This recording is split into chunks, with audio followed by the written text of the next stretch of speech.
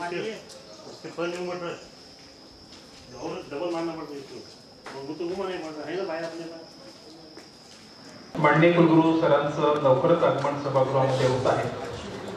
Sir आल्यानंतर आपण सर्वांना जागेवरती उभं राहायचं आहे। सरांच्या स्वागताकरता सरांचं आगमन सभागृहामध्ये झालं आहे। आपण टाळ्यांच्या गजरामध्ये सरांचं स्वागत करूया।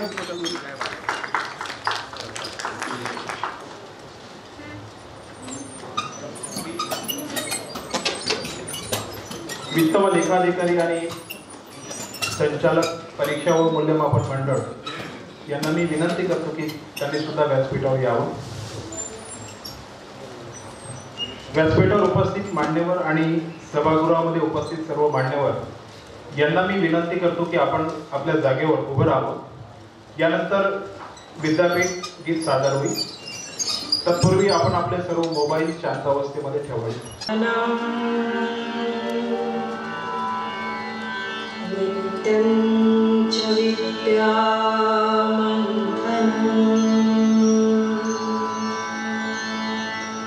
नित्यं हि विद्यासर्जनं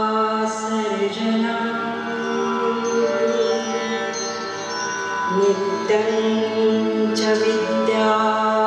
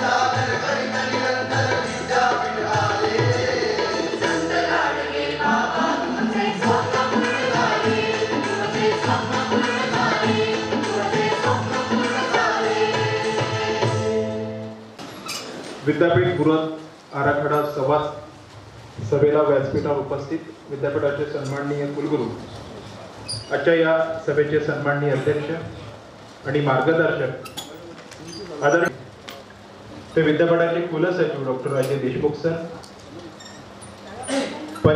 परीक्षा व मूल्यमापन मंडळाचे संचालक डॉक्टर जे.डी. वळके सर, वित्त व लेखाधिकारी डॉक्टर शशिकांत अस्वले सर, आजच्या या संवाद सभेला उपस्थित विविध महाविद्यालयाचे सर्व सन्माननीय प्राचार्यगण, व्यवस्थापनाचे सर्व सन्माननीय प्रतिनिधी, उद्योग क्षेत्रातील तज्ञ, शिक्षण क्षेत्रातील सर्व श्रेष्ठ आणि ज्येष्ठ मंडळी, विद्यापीठ प्राधिकरणांवर कार्य केलेले सर्व सन्माननीय सभासद, पत्रकार, अधिकारी, कर्मचारी, बंधू आणि भगिनी, सर्वप्रथम मी कर्मयोगी श्री संत गाडगेबाबा यांच्या पावन स्मृतीस अभिवादन करतो आणि उपस्थित सर्वांचं मनापासून स्वागत करतो.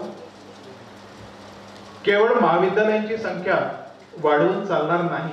आज संशोधनात्मक आणि दर्जा उंचावणारे आणि विशेषतः कौशल्य विकासासारखे अभ्यासक्रम सुरू होण्याची गरज माननीय कुलगुरू सरांनी म्हणजे मागच्या वेळेला अकोला, बुलढाणा आणि वाशिम जिल्ह्याकरता आम्ही अकोला येथे ही सभा घेतली होती.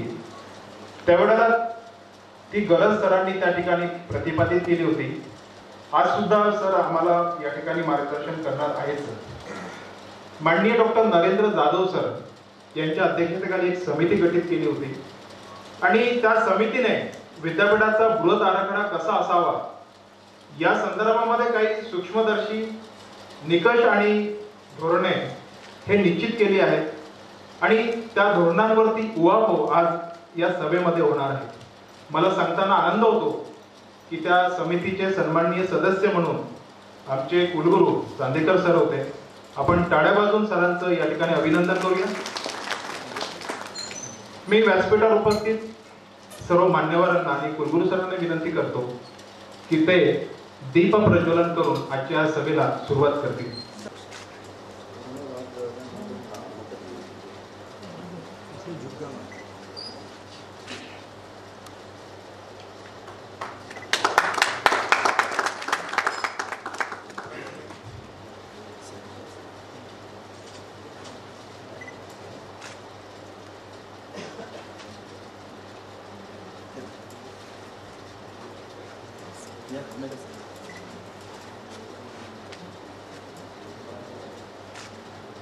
या किरण औद्योगिक क्षेत्र पातुरकर सरांना विनंती.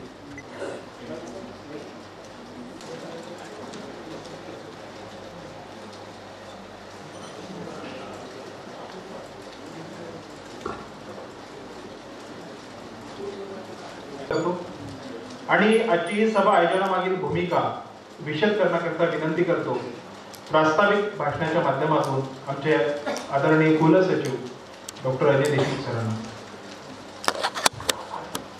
नमस्कार. संत गाडगेबाबा अमरावती विद्यापीठाच्या वतीने आयोजित सर्व सन्मान्य संस्था चालक, संलग्नित महाविद्यालयाचे प्राचार्य, उद्योग क्षेत्रात काम करणारी मंडळी,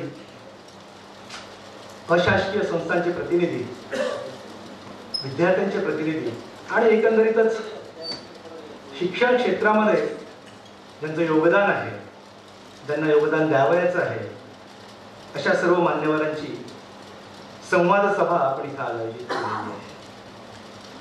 विद्यापीठाचा बृहत आराखडा हा कायद्यातील तरतुदीनुसार तयार केला जातो आणि तो दरवर्षी अद्ययावत करण्याची देखील तरतूद त्या कायद्यामध्ये आहे. त्याच तरतुदीच्या अधीन राहून आपण संत गाडगेबाबा अमरावती विद्यापीठाचा बृहत आराखडा अद्ययावत करण्यासंदर्भात या संपूर्ण शिक्षण तज्ज्ञांची संवाद सभा आपण आयोजित इथं केलेली आहे. या संवाद सभेचे सन्माननीय अध्यक्ष आपल्या विद्यापीठाचे आदरणीय कुलगुरू माननीय डॉक्टर मोतीराजी चांदेकर सर, मंचावर उपस्थित माझे विद्यापीठातले सहकारी वित्त व लेखाधिकारी डॉक्टर आसवले, परीक्षा व मूल्यमापन मंडळाचे संचालक डॉक्टर वडपे, सर्वांचा नामोल्लेख करणं मला इथं शक्य नाही, पण प्रातिनिधिक स्वरूपामध्ये नामोल्लेख झाला पाहिजे म्हणून संस्था चालकांच्या वतीनं वणीवरनं काही मंडळी आहेत. आमचे विदर्भ युथ वेलफेअर सोसायटीचे सन्माननीय अध्यक्ष आदरणीय डॉक्टर धांडे सर इथं आहेत.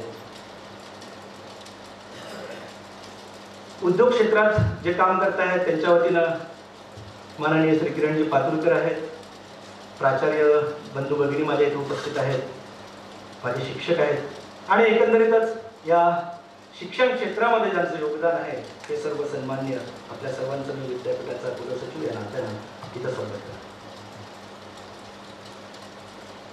माणसाची ज्याला आपण सिव्हिलायझेशन म्हणतो, साध्या भाषेमध्ये आपण एक संस्कृती म्हणूया, म्हणजे ह्युमन सिव्हिलायझेशन जेव्हापासून अस्तित्वात आलं, त्याची सुरुवात झाली, तेव्हापासूनच माणसाची चौकस बुद्धी जी आहे, वृत्ती जी आहे, ती प्रकर्षानं या संपूर्ण समाजाला जाणवायला सुरुवात झालेली आहे. मग एन्शियंट एजमध्ये, त्या स्टोन एजमध्ये त्या गुहेत राहणारा माणूस, मग आपण अलीकडे जर पाहिलं तर आकाशाला गवसणी घालणाऱ्या गगनचुंबी इमारतीपर्यंत तो पोहोचलेला आहे. म्हणजे हा एक विकास आणि प्रगती. मग over a period of time हे पण लक्षात आलेलं आहे, आधी शंकराचार्यांनी त्यांच्या याच्यामध्ये अत्यंत मार्मिकपणे म्हटलं होतं, हे पण जेव्हा आधुनिक काळ ज्याला आपण समजतो, आताच अलीकडला 20वे शतक म्हणा, तेव्हापासून आधुनिक काळाकडे आपण चाललेलो आहोत असं आपण समजतो. पण आधी शंकराचार्य त्यांच्या काळात आधुनिकतेची कास धरणं कसं गरजेचं आहे हे त्यांनी तेव्हा नमूद केलेलं होतं. तेव्हा त्यांनी एवढ्या मार्मिकपणे म्हटलं होतं की all old is not gold and all that modern cannot be bad. म्हणजे सर्व जुनं जे आहे ते सोनं आहे आणि आधुनिक ते कुचकामी आहे असं म्हणून चालणार नाही. मग जुन्यासोबतच आपल्याला आधुनिकतेची कास धरून यांचं कुठेतरी परफेक्ट मिंगलिंग ज्याला म्हणतो आपण, कोऑर्डिनेशन ज्याला म्हणतो, या समन्वय दोघांना साधला गेला पाहिजे आणि या विकासाच्या मार्गावर आपण मार्गस्थ झालं पाहिजे.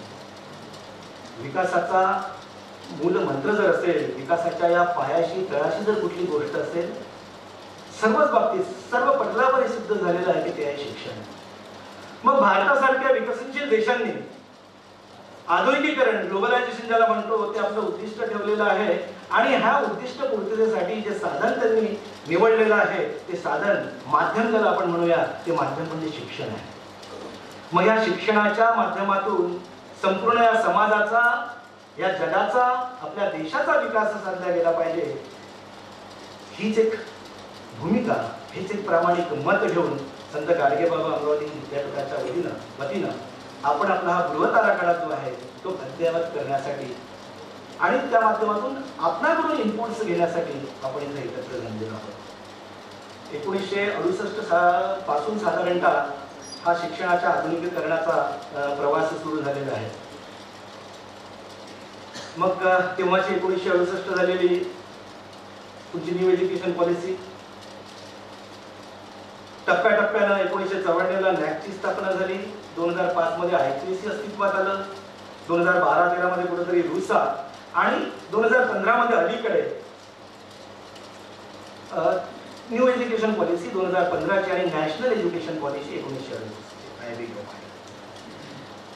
मग हा जो प्रवास आहे आणि ह्या 15 नंतरचाही आपण 17 मध्ये आहोत, 2 वर्षाचा जो कालखंड आहे, हिच्यामध्ये गंगेतनं बरंच पाणी वाहून गेलेलं आहे. झपाट्यानं प्रगती होते आहे. मागच्या क्षणी आपण जर काही केलं असेल तर या क्षणाला ते आउटडेटेड झालेलं आहे. म्हणून ही जी स्पेस आहे, ही जी गती आहे, या गतीला आपण कोपअप केलं पाहिजे. म्हणून तशा प्रकारचे आणि शिक्षण जेव्हा ते एकमेव माध्यम आहे त्याचं विकासाचं, हे जेव्हा आपण मानलेलं आहे, आपली ती धारणा आहे, मग ह्या शिक्षणामध्ये आधुनिकतेला अनुरूप असे सूट होणारे असे बदल आपल्या अभ्यासक्रमांच्या माध्यमातून, विद्यापीठांच्या माध्यमातून विद्यार्थ्यांपर्यंत पोहोचले पाहिजे. आणि मग हा विद्यार्थी जो खऱ्या अर्थानं समाजाचा भावी नागरिक आहे, या राष्ट्राचा नागरिक आहे, त्याचा उद्धार करत आहे, त्याच्यापर्यंत हे सर्व घटक पोहोचले पाहिजे. हा अद्ययावत असा अभ्यासक्रम पोहोचला पाहिजे. हा एक प्रामाणिक प्रपंच या आजच्या सभेच्या आयोजनामागचा आहे. पुनश्च एक वेळा आपल्या सर्वांचं स्वागत करतो. नरेंद्र जाधव समितीच्या अनुषंगानं जे काही सूक्ष्म मार्गदर्शक तत्वे असं म्हटलेलं आहे त्याला, जे काही 22-23 आहेत, त्या अनुषंगानं आपण आपले विचार इथं व्यक्त करावेत. कौशल्यावर आधारित महाविद्यालयांची मागणी करावी, परंपरागत महाविद्यालयात आपण मागावेत, पण त्यासोबत त्याला जोड म्हणून अशा प्रकारची मागणी आपण करावी. रिसर्च अँड इनोव्हेशनमध्ये अलीकडच्या काळामध्ये जो त्याचा दायरा ज्याला म्हणतो आपण, त्याची व्याप्ती आणि त्याचं महत्त्व जे वाढतं आहे, ते महत्त्व ओळखून अशा प्रकारच्या अभ्यासक्रमांना आणि संस्थांना देखील आपण आपल्या बृहत आराखड्यामध्ये त्याचा बिंदू निश्चित करण्यासाठी आग्रही असावं, अशा प्रकारची विनंती आपला करतो. आपल्याकडनं अशा प्रकारचीच अपेक्षा मी करतो. आणि चांगल्या आणि मोकळ्या वातावरणामध्ये ही संवाद सभा इथं आयोजित नक्कीच होईल असा आशावाद व्यक्त करतो. आपल्याकडनं इनपुट जे येतील ते शासनाचे या संदर्भातले जे काही निकष आहेत बृहत आराखडा तयार करण्यासंदर्भातले त्या निकषाच्या अधीन राहून आपण आपला हा बृहत आराखडा अत्यंत सक्षम आणि चांगला दर्जेदार करूया आणि आपल्या विद्यापीठाला समोर नेऊया. गाडगे बाबांच्या दशसूत्रीतलं एक सूत्र आहे, सर्वांना शिक्षण आणि म्हणून दर्जेदार शिक्षण देण्याचा प्रयत्न आपण सर्व विद्यापीठ म्हणून तुम्ही आम्ही एकत्र करूया. पुन्हा एकदा सर्वांचं स्वागत करतो आणि माझ्या भावनांना विनंती. नमस्कार. सरांनी सांगितल्याप्रमाणे आज काळ बदलतो आहे आणि बदलत्या काळानुसार शिक्षण क्षेत्रामध्ये सुद्धा आमूलाग्र बदलाची गरज आहे आणि त्या दृष्टीने आपण सर्व शिक्षण क्षेत्रातील तज्ज्ञ मंडळी या ठिकाणी उपस्थित आहेत आणि आपल्या सूचना आज महत्त्वाच्या ठरणार आहेत. मी या प्रसंगी आजच्या कार्यक्रमाचे सन्माननीय अध्यक्ष आणि मार्गदर्शक आपले आदरणीय कुलगुरू डॉक्टर मुरलीधर चांदेकर सरांना विनंती करतो की त्यांनी आम्हाला मार्गदर्शन करावं. सर.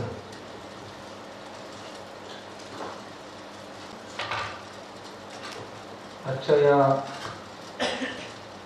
सहविचार सभेच्या